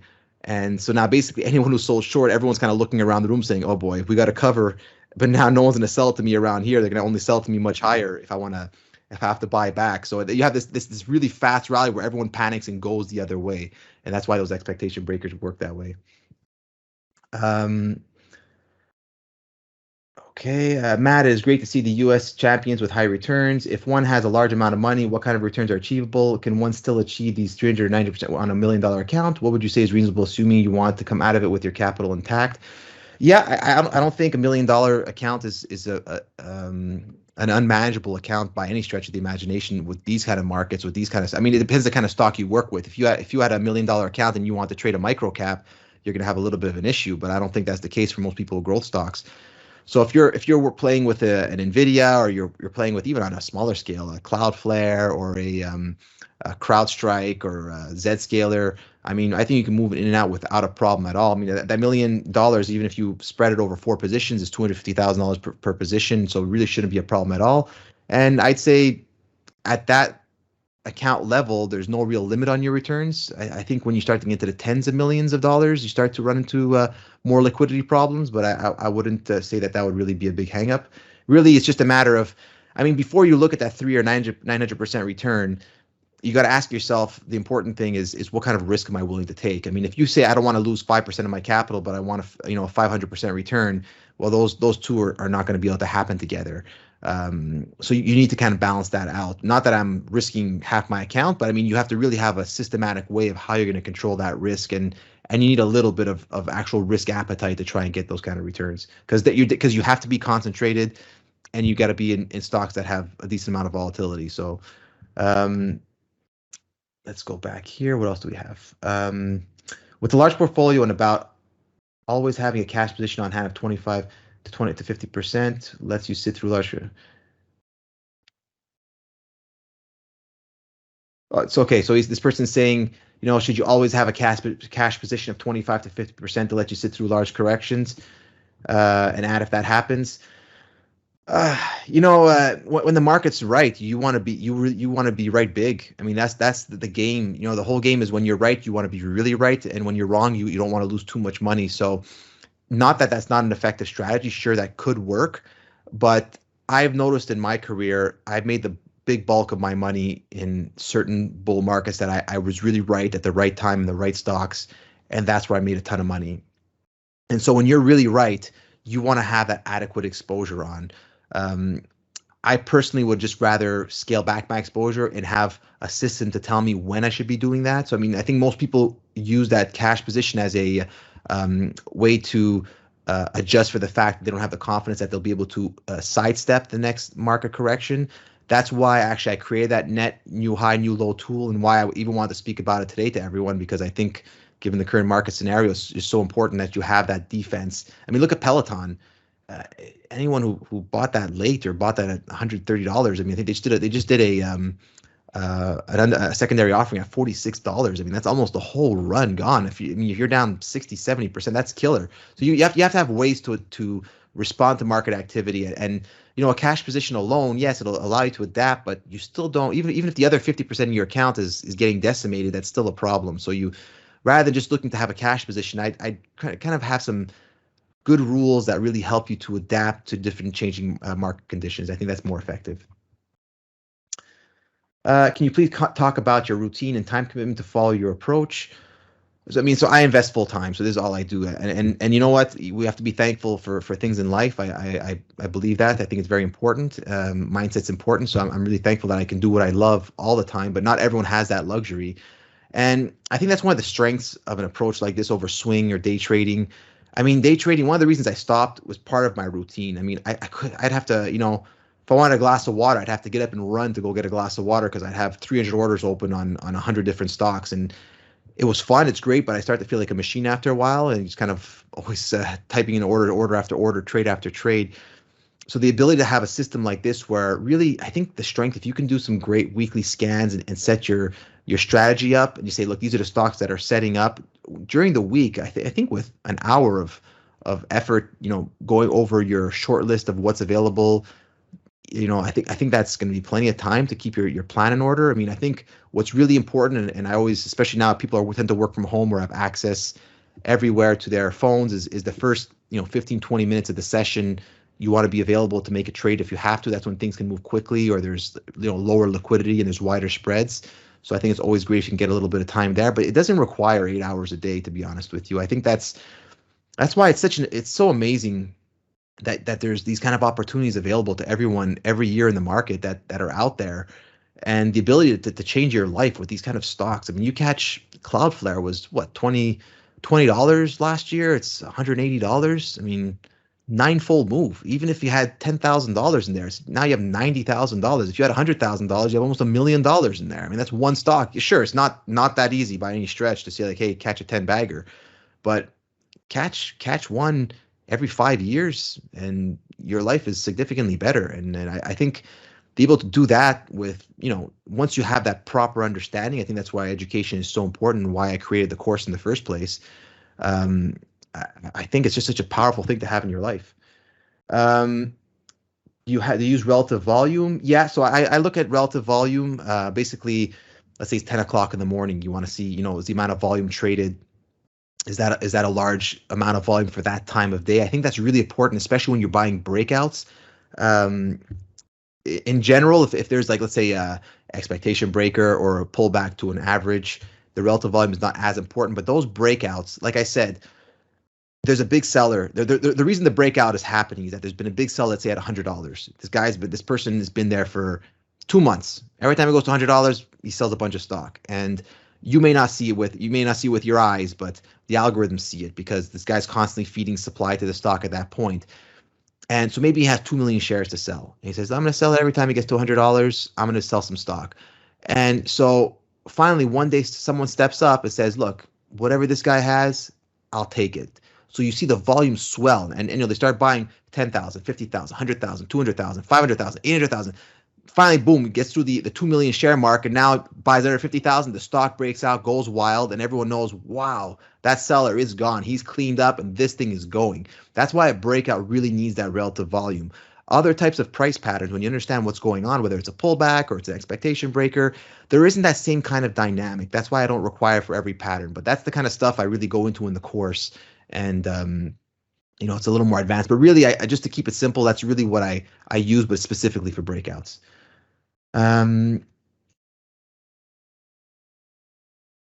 So if a leader consolidates or pulls back while the market is up, is it still considered a leader since the relative strength line started to slope down? That's a good question. That's one of the reasons why actually I built that relative strength tool is I wanted to have that kind of decided for me. But to keep it really simple, look, I mean, stocks can base, and as the market is strong, if it was a big prior leader, I think like a 1 week or 2 weeks is not a big deal. I think if a stock starts to underperform after a significant market trend has happened, like if this market goes up for 2 months straight and your stock is still basing, then you have a problem. There's a bit of like a time lag there, because even when the market breaks out or has a follow through day, not all stocks break out on the first day, the first week. Some stocks are coiling and then they do break out and there's a huge run. But there's that window of that, about a month or so. Beyond that, you are getting, relative losers. So you want to act quick. It's not so dire. Some people kind of talk about you have to be in that best leader in that first day or you missed everything. That's not the case. I mean, look, in 2010, if you go back to Lululemon, that stock broke out a little bit later in that end of 2010 uptrend. So, I mean, it could happen. But really, there is that 1 to 2 month window. Beyond that, your stock is showing some kind of a problem. Do I have anything on my post-analysis process in the course? Well, I have an entire section called case studies, where basically that is my post-analysis. It's going over not necessarily my individual trade, but it's how to go through a stock, how to mark up where you're going to buy, where you're going to sell, but for the entire advance of the trend. Where did I buy? Did I have enough distance between my buys? Was it proper pyramiding? Was it not? What was the market doing? So I really wrap it all up in those case studies, because there's so many moving parts, so many components that I said there has to be a section where people see how this all really just works together. And that's really what I think a good hour of the entire course is that. So that's really where that comes in. Do you teach about that? Yes, I have. So I have a whole section. So the question is, do you teach about the systematic way to control risk in your course. Absolutely, that's the actual core. If you ask me what's the biggest value of the course, I would say it's the way I actually position into a stock, how I build a position, and that's completely tied and integrated in with my risk management. So that's kind of unique. I think most of the things that I'd have a criticism of a lot of the books and things, everyone puts out a buy signal. There's a buy signal. Unless that's tied together with proper risk management and position exposure, you're not going to get optimal results.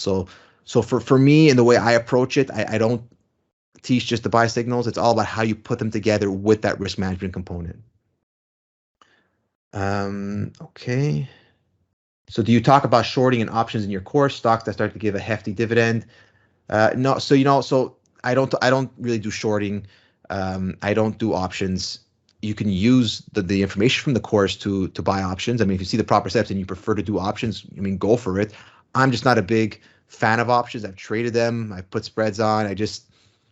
My aim, this course has an aim is you want to find a significant winner.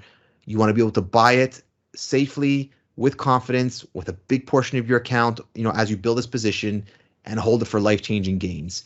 It's really a focus course. And again, that's really where you read so many books and you don't even know how everything comes together. The whole point of this course is to really this is my method, my technique. This is how it all works together. And every element of this course works together. There's no, this buy signal works, but it doesn't work with the rest of the stuff. Everything is designed to work with a flow. Now, if you want to add options over that afterwards, the whole point of the course is to not just tell you where to buy, but why you're buying it there and why you're selling it there. And so if you're, adept at options or you want to use options as part of that strategy, I mean, hey, go for it. I mean, then you have the knowledge to do it. And again, everything I do is really to empower people to be better. I mean, I don't see the point in having, I know there's a lot of these buy and sell services, buy here, sell there. I mean, it's just people following someone else's advice. You never become better yourself. To me, it's all about the knowledge and about empowering people to be better. If someone wants to focus on only 40 to 50 stocks on a weekly basis, how would you suggest to identify those true market leaders based on volume, price, and other criteria to limit that focus list? Yeah, so absolutely. So I think you absolutely have to have relative strength as a key component. Relative strength, in my opinion, is really the fundamentals of the market. So this is the market telling you which stock is technically strong, which stock is being purchased. So you want that relative strength as a key component. And then after, you want to be able to, if you're going to hold a stock for a significant run, this is the difference between a swing trade and a position trade. If you're going to hold a stock for 8 months and you want that stock to quadruple, this company's got to be doing something phenomenal. Stocks don't just quadruple for no reason, or if they do, it's something that's going to fall right back down to earth and kill everybody. And you want to find a company that's changing how we live, work, and play. That's really what I talk about in the course, and that's something that William O'Neill actually spoke about. So I don't want to take that from him, but it's that company like, Starbucks, unless you were in Italy before, you couldn't get an espresso and walking around America. It was Dunkin' Donuts, so they changed how you live, how we live. Peloton, it changed the way people exercise, or Netflix, it changes the way people watch TV. And you need that fundamental basis, and that comes through the earnings and the sales. I mean, you can't be changing how we live, work, or play and not be dominating in terms of revenue growth or earnings growth, because that means the public is not buying your products in a sufficient quantity. So it's going to come through. So you want to have that limiting factor in terms of relative strength, and then you absolutely need those earnings and sales, because that's what's going to power these long-term advances. Matt, crowd gap down recent week, but rallied the day before. Is there anything on the chart that gives you a clue a gap down was coming? Crowd has been one of the weaker names lately. If you look at, someone else in the group like Zscaler, you always want to be in the strongest stock in the group. So, I mean, look, to say that I would know the night before that you're going to gap down the next day, that's not really, wouldn't be honest of me. But, has CrowdStrike been a stock that I traded earlier in the year and then stopped trading? Yes, that's actually the case. I had traded that earlier in the year. I just traded the two of them. I actually had a position in Zscaler and CrowdStrike.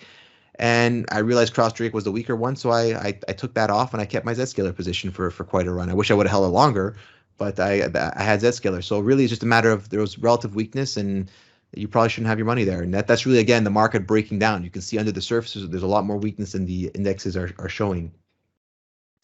Do you take trades in the first 10 minutes of the market open? What's your advice? If my system triggers, I don't care if it's 931, I'm going to buy. If you look at some of the most dramatic stock price moves, you'll see they happen right off the open. I mean, it's tricky. I mean, you want to be careful if it's a a thin stock, so a stock that doesn't trade a lot of volume. That's why I don't trade those stocks in the first place. Right off the open, you have a very wide bid-ask spread, which is dangerous because you could be paying significant amount just because the market's wide. But if you're trading liquid stocks, absolutely I would trade right off the open if it happened. When do I make most of my trades? What minimum percentage do you look in breakouts? I get 30%. I guess they mean volume. I typically make most of my trades in the morning. I mean, even when I day traded and made markets, I think I traded all day. I traded nonstop, but probably 80% of my daily profit was in the first hour. That's when most of the volume and the action happens. In terms of volume breakouts, yeah, 30 is like okay. I mean, really, if it's a big old breakout, you should see like 50, 80, 100, 200. Again, this is the case of where more is better. So if you're unsure about the stock and you don't like the market and you see a breakout as 30%, maybe you want to pass. I mean, it depends your conviction about the rest of the setup. The reason I would say 30 is not that great is that sometimes you can have this flurry of volume that looks like the day is going to be up 30%, but it's some quick buying off the open that then fades out, and by end of day the stock is actually traded below average volume. So that's something to consider. Any support with your course after the purchase? So I'm always happy to answer a couple of questions. I don't really do kind of like mentoring service. I don't have time between trading full time, kids, and life. There's just no time for all of that. But that's one of the reasons I'm thinking of creating that new product. So that would be kind of like a twice a week where there can be some discussions. But if you have a couple of questions, you're stuck on something, I'll answer you. But I'm not there for on the call 1 hour discussions daily. Okay. Do you use market or limit orders? Are you afraid to put stops in the market because the market makers will target them? I don't use market orders. I use limit orders. That does it. So let's say the buy price is 100. I won't put my limit order for 100 because if the market moves fast, I'm going to move it. I'm going to be bidding 100 and then it's 105 cents to 110 cents. I don't get the stock. So you can have it's kind of, I guess you can call it like a limit market order. Basically, let's say you want to buy it at 100, you can make your limit order $100.50. So even if you miss that exact 100 mark, you're willing to pay up to 50 cents beyond the buy point, but not at any price, which market means any price. I mean, that's always dangerous to do. So you can just put a limit order, but a little bit higher than what you want to actually pay.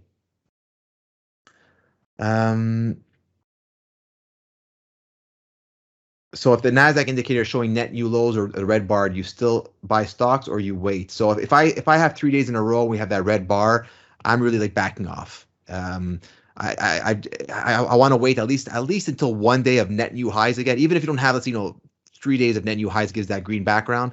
There should at least be that 1 day where the market has more highs than lows to show somewhat health. And if you use even that criteria, I mean, you won't miss any advances. All the best stocks, there's plenty of time to buy them. So, I mean, when you're in that red zone, it's just, yeah, sure, this year there's a couple of maybe call them false signals or they didn't have follow through, but any kind of real market downtrend happened when you had those net new lows. And if you start buying, and you lose here, lose there, those cuts end up adding up quite a bit. So the whole strength of that approach is to that you avoid these bad things.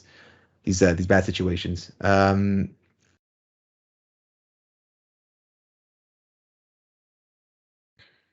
majority of big winners occur after market correction. How do you trade after the market has gone up for a while? Yeah, that's something I think we all struggle with because at a certain point, like either you have the best stocks or you don't, and when you don't, it starts to become frustrating. And you want to either trade carefully, trade a little bit smaller. The golden setup is if after the market corrects 10% or a little bit more. I mean, if you said, Matt, you can only trade one setup for the rest of your life, I'd say wait for the market to correct 10%, wait for net new highs, and buy the stock with the biggest earnings of sales that breaks out first. That's like the golden setup. I think that's what William O'Neill, if I had to make his book into a one sentence explanation, that's what I would say it is. And I think that's the most powerful setup, and that's really where you get the life-changing moves.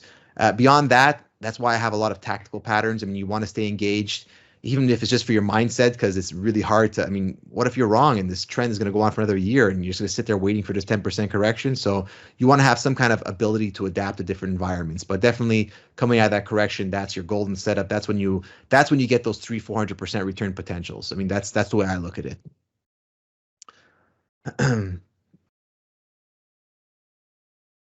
Okay. Just before we're going to do a couple of more questions here. I just have a couple of questions about the actual course here. Sanea just reminded me about.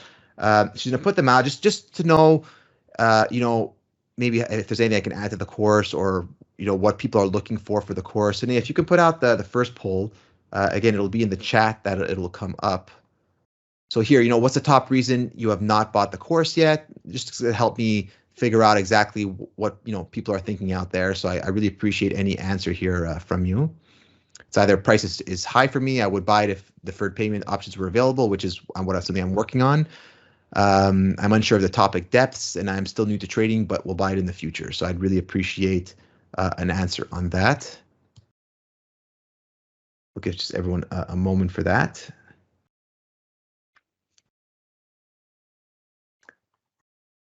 Sanea, should we put out the second poll right away, I guess, or? Okay, so how likely would you recommend this course to your friend or colleague? Just to give you an idea overall. I've only had 5-star reviews, but not everyone who did the course has actually reviewed it. So I'm curious what the rest, if they're holding back the review or just didn't want to do take the time to put a review in. So just to give me a little bit of an idea as to whether that 5-star review extends to everyone or just the people who reviewed it. So very likely, somewhat likely, I will not recommend. So I appreciate any of those comments. We'll take another couple of questions more. I have my godson's first birthday this afternoon, so if I don't get there, my sister will probably kill me. So let's take a look at just a couple of other questions. Hi, Matt. 2 questions here are regarding risk. How much of your total equity do you risk on a high conviction trade? What is your maximum portfolio loss before your circuit breaker gets triggered? So that's one of the strengths I think about the course, about my method, is the total equity I risk is the same regardless of my conviction. And that's because I build into my position over time.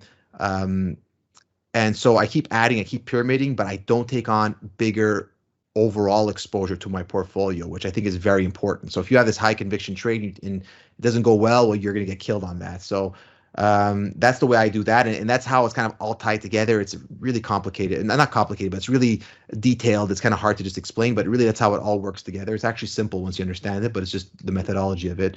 And what is your maximum portfolio loss before your circuit breaker gets triggered? So I have a couple of actual circuit breakers. One is for like a single one-day loss. So if let's say my account falls by 5% in one day, where if you're margined and leveraged, it could happen. And that kind of circuit breaker really forced me to sell any stocks that are not working right if I have a loss. Bigger circuit breakers, I have one at 10%, one at 20%, and they have different kind of what I need to do in those types of situations. What is your thoughts on the Market Smith Growth 250 that takes all leaders' criteria of earnings, sales, fund ownership into account? Do you use them for trading? In my opinion, if you can time stocks in the top 40 stocks, one can make good money with well-defined buy, sells, and risk management. Do you agree? I think it's a great product. I think Mike Webster built that product, and Mike's the man. I think basically what I do is what that product does it in an automated fashion. I do it manually. I do it manually because I like to see. When I run each scan, I kind of get information. I run a scan on industry strength, so I can see what industry groups are strong. I run stocks on just fundamentals. I can see who has great fundamentals. So for me, it's a way of getting additional information during the scanning process. But the Market Smith 250 is a great product if you have a Market Smith. One of the reasons as part of the new product I want to put out was lists, that some people don't have access to Market Smith, which is a phenomenal tool, but I mean, it's not cheap. So, I'm going to have my own list that I use, and that can kind of be like a curated ecosystem of wonderful stocks you can focus on. You don't need to have other tools, or even if you do have those other tools, you don't maybe have the time to go through all these different scans and all that. So I mean, I do it as part of my business. Some people work full time, and that's an afternoon going through all these scans, so they don't have that time. Okay, let's see what else we got here.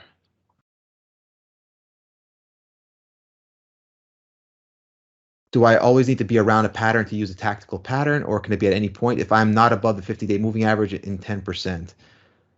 I'm not sure I totally understand, but basically, for someone I guess who took the course, maybe they can reword the question. But essentially, these tactical patterns that I developed really should be used around the shaper bases. So once you're 10% extended from the shaper base, I back off on using these unless I'm pulling back to a 10-week average. So the 10-week average is kind of an exception to the other tacticals. The 10-week average buy can be done greater than 10% from the shaper base, but the rest you want to really be within or just within 10%, within the base, or just only 10% above the base where I take my tactical patterns.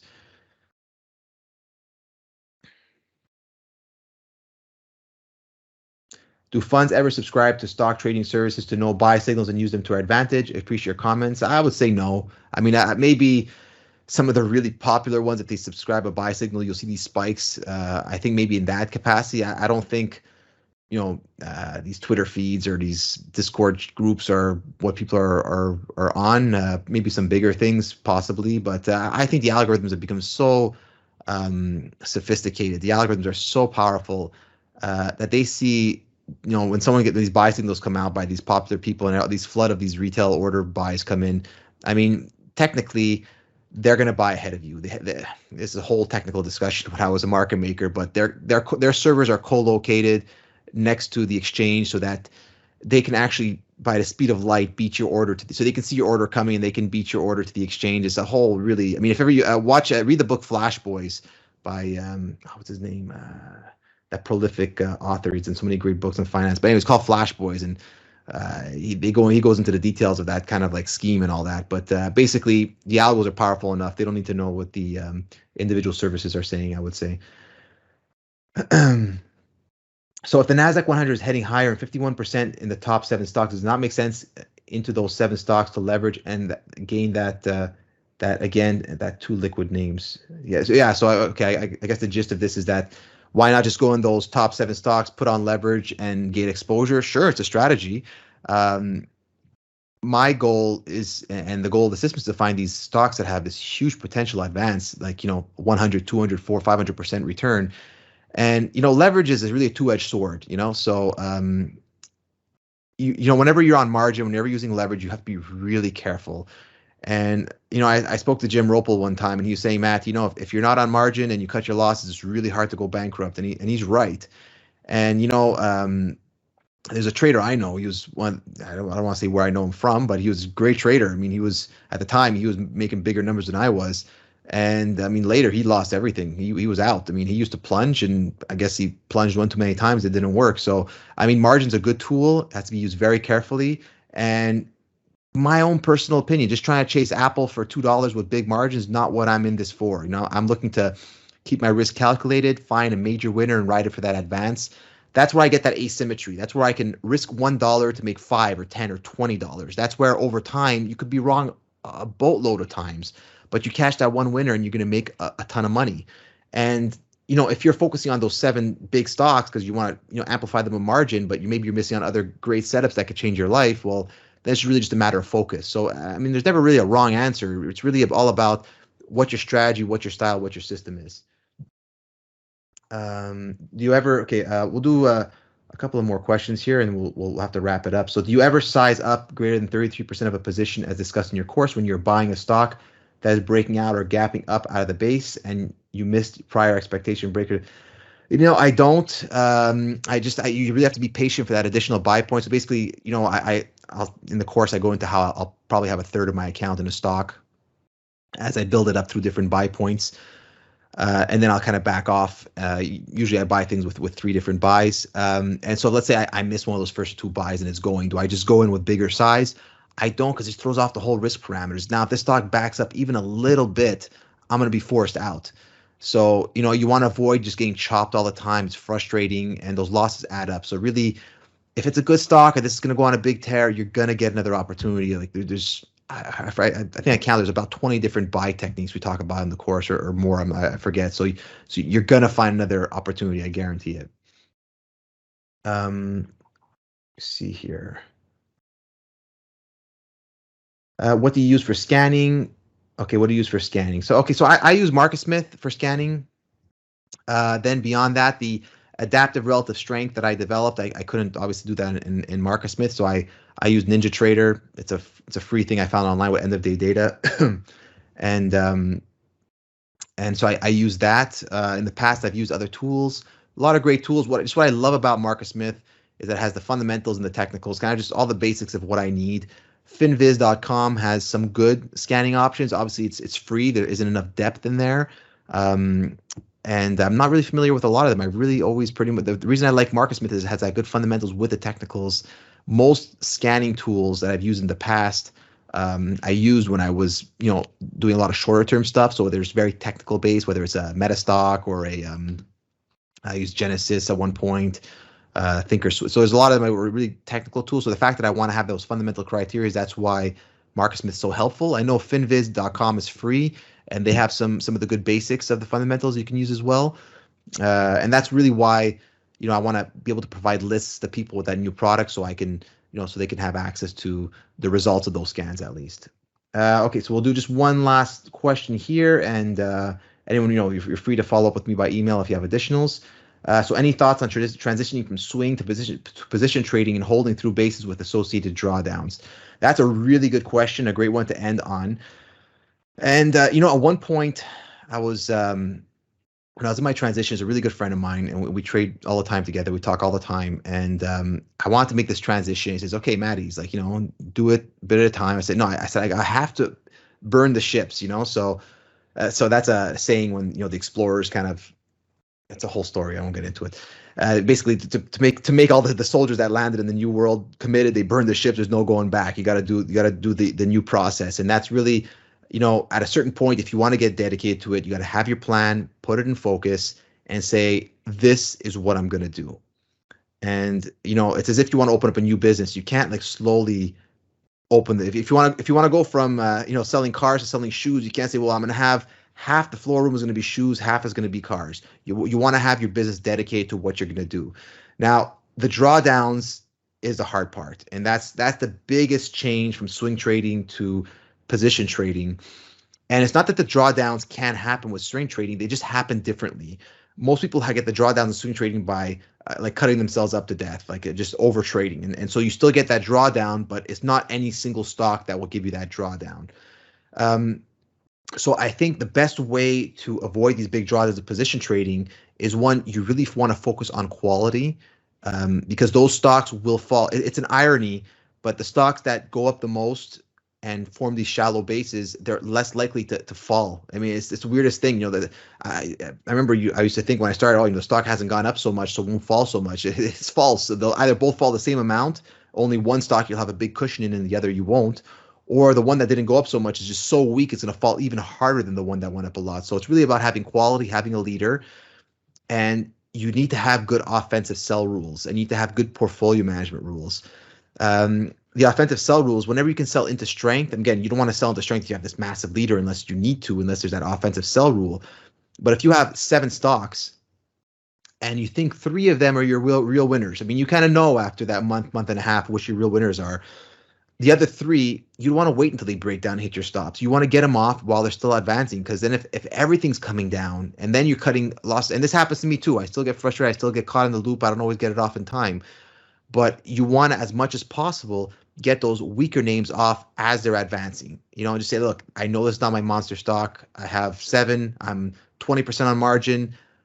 These stocks are starting to get short-term extended. I have some tactical sell rules that I use for that kind of situation in the course as well. I'm going to take these off into strength. So you book those profits, and after when your other stocks take that pause or that normal pullback, you're not overwhelmed everywhere. Also, if you have those portfolio-based circuit breakers I spoke about, if there's that really quick market turn and you can't get it off offensively, and you're not at your stops yet, well, the portfolio, who cares about the chart and the fundamentals? It's your portfolio we're all watching at the end of the day. So those circuit breakers are going to force you to take off the weaker names right away, just for overall risk reduction. So that's going to be another way that's going to force you to be out of the weaker names and stay in the stronger names. So that's really what I would say. That offensive selling is really important, and so is the overall portfolio management and risk management. And I think that's, again, I think it's lucky in a sense today that, this weekend it lined up with where we get, 3 days of net new lows in a row. It's really a cautious signal, and it's been a 2-year bull market. A lot of people started investing only at the beginning of this bull market and never had experience before. Let me tell you, if a bear market hits, and I'm not even just talking coronavirus crash, if it's a bigger bear market that hits, even if it's a 5-6 month correction, you could be amazed at the destruction that happens in your portfolio. So it's always risk first, live to fight another day. And if you just follow that mantra long enough, and you have that right systematic technique to pile into your winners when you're right safely, you got to look out 5 years. I mean, the next 6 months, we don't know what the market's going to give us, but over the next 5 years, that's that systematic process you need to follow to get those gains and keep those gains. And it's not easy, but if you start off with the right education, eventually that's where you hopefully can get to. So I want to thank you all very, very much for your time. It was really fun to do this. I never did an AMA like this. So if people are really interested in another one, like, let me know, and we'll try and set one up somewhere else. Again, if you have any interest at all in that new product, please let me know and send me an email. Thank you for the polls, but I'd love an email anyways. Just, if there's any additional color you can provide on whether you want it or don't want it, or what reason you do want it or not. And if you have any other really specific questions, I'm always happy to answer emails. I'm probably gonna get quite a few after this, so I'll answer them when I can, but I promise I'll get to them. And thank you all very much for your time. I'm gonna get this recorded. We'll have a link sent out to all of you, and have a great rest of the weekend. Thanks again, Sanea, for all the help, and thank you all for calling in. Have a great rest of the weekend.